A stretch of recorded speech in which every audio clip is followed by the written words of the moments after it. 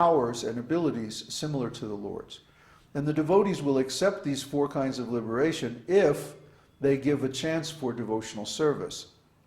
If they are offered these different kind of liberation without association of the Lord or devotional service, the devotees won't accept.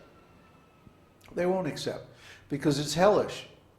It's hellish to be without the association of the Supreme Lord. That's why everybody's suffering in this material world.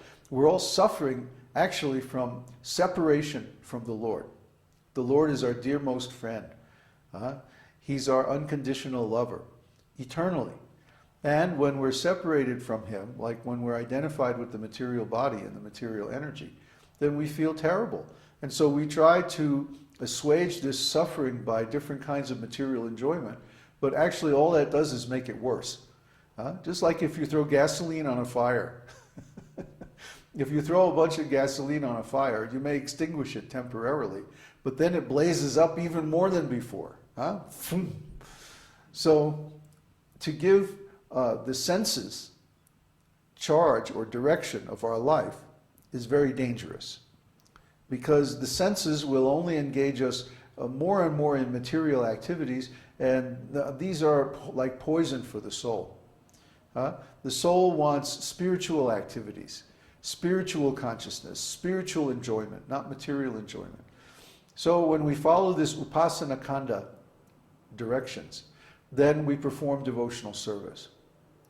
But Krishna says there's even a higher platform. And we call that pure devotional service, pure transcendental consciousness, where one comes into direct association with Krishna Himself, the Supreme Personality of Godhead. Now there are many, many expansions and different incarnations of Krishna, and we covered that in the course recently on the Transcendental Ontology of Jyotish. But we don't want to be in association with the different expansions and incarnations. We want to be in association with Krishna Himself directly. Why? Because Krishna has more transcendental qualities than any other form of Godhead.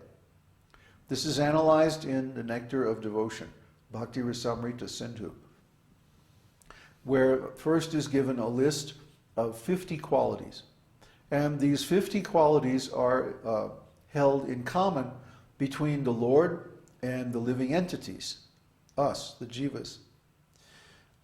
We can have those qualities in some limited amount, but Krishna has them in an unlimited amount, as deep as the ocean. You can't measure the amount of Krishna's qualities. But anyway, those 50 qualities we have in common. And then there's another 18 or 19 qualities that are shared between Krishna and the other personalities of Godhead, like Narayan, Vishnu, and so on. And finally, there are 4 or 5 qualities that only Krishna has. For example, the extreme unmatched beauty of His form. Even the other personalities of Godhead don't have such a beautiful, attractive form as Krishna. Another quality of Krishna is that He plays transcendental melodies on His flute. And if you ever hear these melodies, then you don't want to hear anything else ever again. And similarly, He has extremely sweet and relishable pastimes with His devotees. The loving pastimes of Krishna with His devotees are just beyond compare. No other personality of Godhead even comes close to these exquisite pastimes of Krishna and His devotees, because Krishna's devotees are the topmost, just like Krishna Himself is the topmost. So we want that association. We want Radha Krishna's association. That's why we chant Hare Krishna. Hare is the vocative form of Hara, which is a name of Radha, or Krishna's female form, Krishna's female expansion, his Mahashakti.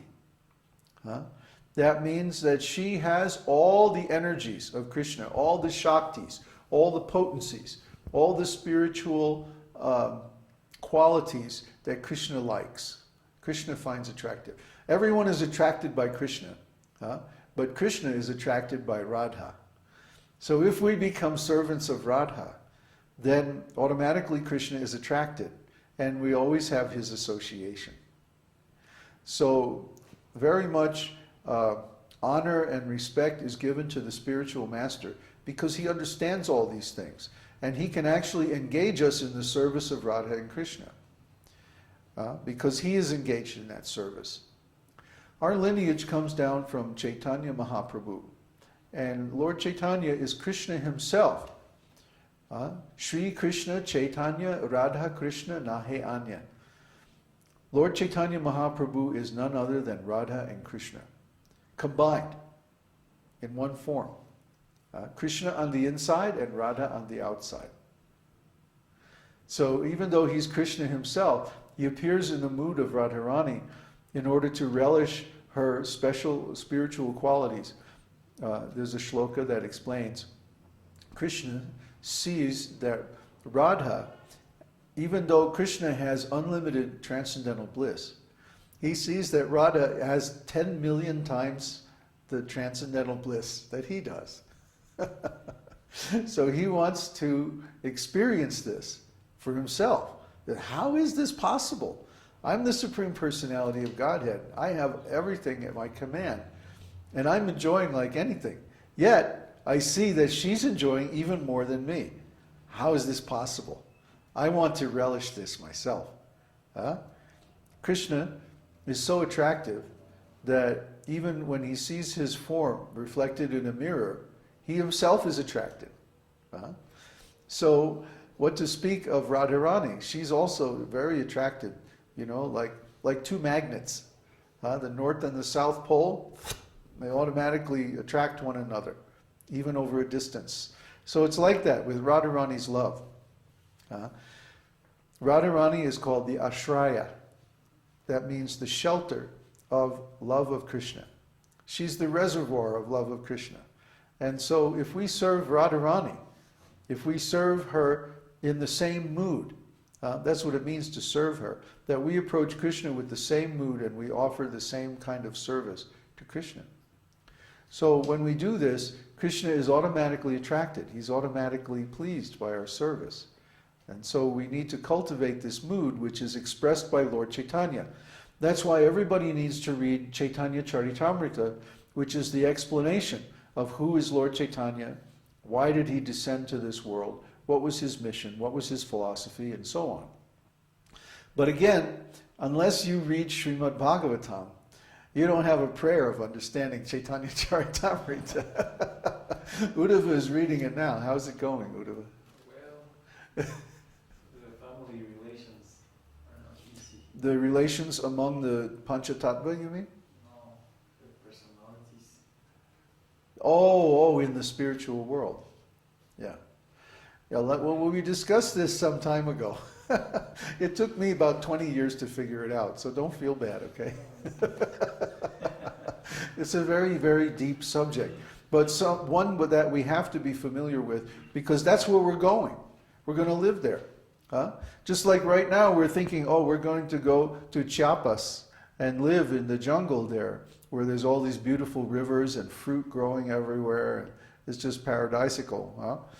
So we're studying the maps, the climate information, the history of the different places, who lives there, and contacting the people that are there, and so on, making arrangements to visit.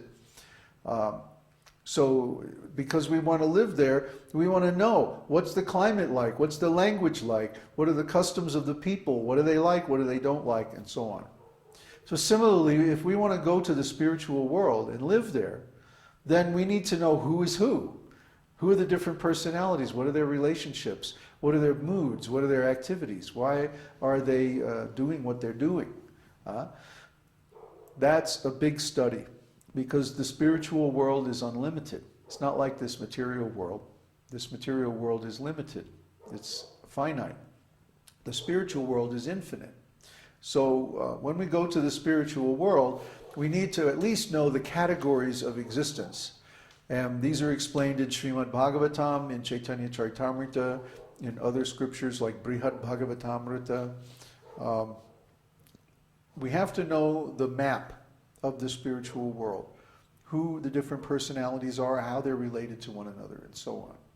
This is a big study, and I can't do this for you. I mean, there are videos you can watch on the site where I present all this information. But ultimately, you have to go to the scriptures and read it yourself, and sit there and puzzle it out until you understand it. And yes, it's a big piece of work, but there's no better engagement for our intelligence than understanding spiritual knowledge according to the scriptural revelation. So that's what I implore you to do. That's what I beg you to do, for your good.